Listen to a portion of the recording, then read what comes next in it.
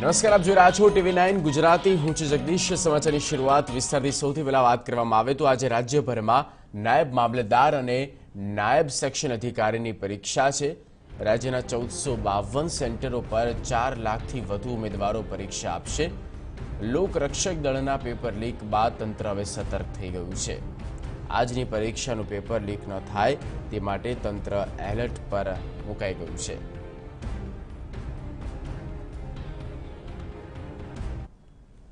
ત્યારે વધુ માહિતી સાથે જોડાઈ ગયા છે મારા સંવાદદાતા અજીતસિંહ ચૌહાણ. અજીત, આજે નાયબ અને નાયબ સેક્શન અધિકારીની પરીક્ષાનું આયોજન કરવામાં આવ્યું છે. કેટલા વિદ્યાર્થીઓ પરીક્ષામાં જોડાવા જઈ રહ્યા છે અને કુલ કેટલા કેન્દ્રો છે? સાથે સુરક્ષાની વાત કરવામાં આવે તો સુરક્ષા પણ કેવી ગોઠવવામાં આવી છે?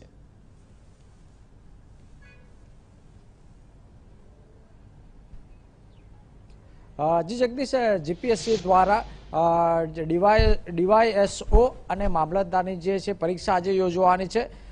4 લાખ જેટલા ઉમેદવારો આ પરીક્ષામાં ફોર્મ ભર્યા છે. મહત્વની બાબત એ છે કે 32 જેટલા જિલ્લાઓની અંદર 1452 જે કેન્દ્રો છે એના ઉપરથી જે વિદ્યાર્થીઓ છે એ પરીક્ષા આપશે.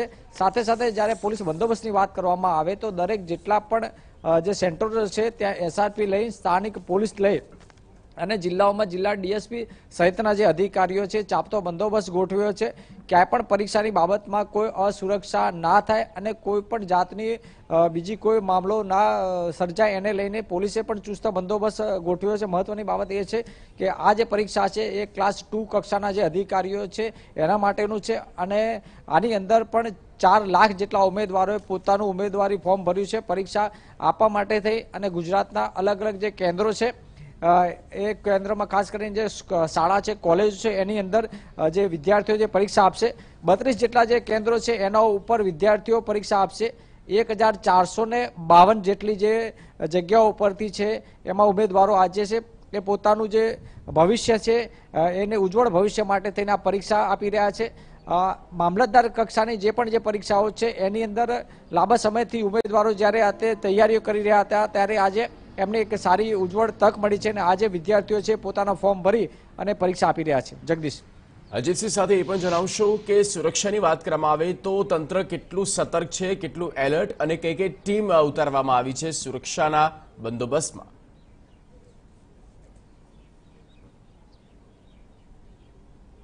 હજી જગદીશ, જે પ્રમાણે જે પરીક્ષા છે મહત્વની છે એને લઈને કોઈ પણ જાતની કોઈ અસુરક્ષા ના સર્જાય અને વિદ્યાર્થીઓને પરીક્ષા આપવામાં સરળતા પડે એના માટે થઈ અને દરેક જે પરીક્ષાના જે સેન્ટરો છે ત્યાં એસઆરપી સહિત સ્થાનિક પોલીસનો કાફલો ખડકી દેવામાં આવ્યો છે. જિલ્લા લેવલે જેટલા બી કેન્દ્રો છે ત્યાં જે સ્થાનિક જે લોકલ જે પોલીસ સ્ટેશનની ટીમો છે, એસઆરપીની ટીમો છે અને ડીવાયએસપી કક્ષાના જે અધિકારીઓ છે રાઉન્ડ ધી ક્લોક ત્યાં છે એ પેટ્રોલિંગ કરી રહ્યા છે.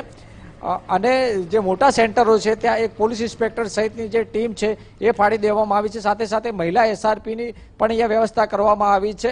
એટલે સમગ્ર જો વાત કરવામાં આવે તો પરીક્ષાના મામલે કોઈ પણ જાતનો અસુરક્ષા ના થાય, વ્યવસ્થા છે વ્યવસ્થિત રીતે જળવાઈ રહે અને વિદ્યાર્થીઓ સારી રીતે પરીક્ષા આપે એટલે શહેર લેવલથી લઈ અને જિલ્લા લેવલે પોલીસની ટીમો પણ તૈનાત કરી દેવામાં આવી છે. જગદીશ, બિલકુલ અજીતસિંહ, આભાર સમગ્ર માહિતી અને પૂરી અપડેટ આપવા બદલ. તો આખરે જ આ પરીક્ષાનું આયોજન છે નાયબ મામલતદાર અને નાયબ સેક્શન અધિકારીની. કુલ 1452 સેન્ટરો પર 4 લાખથી વધુ ઉમેદવારો પોતાનું જે કિસ્મત અજમાવવા જઈ રહ્યા છે. અને સુરક્ષાની વાત કરવામાં આવે તો પેપર લીક કાંડ જે થયું ત્યારબાદ હવે સુરક્ષા એજન્સીઓને સાથે પોલીસ પણ હવે સતર્ક થઈ ચૂક્યા છે અને રાઉન્ડ પેટ્રોલિંગ પણ કરવામાં આવી રહ્યું છે.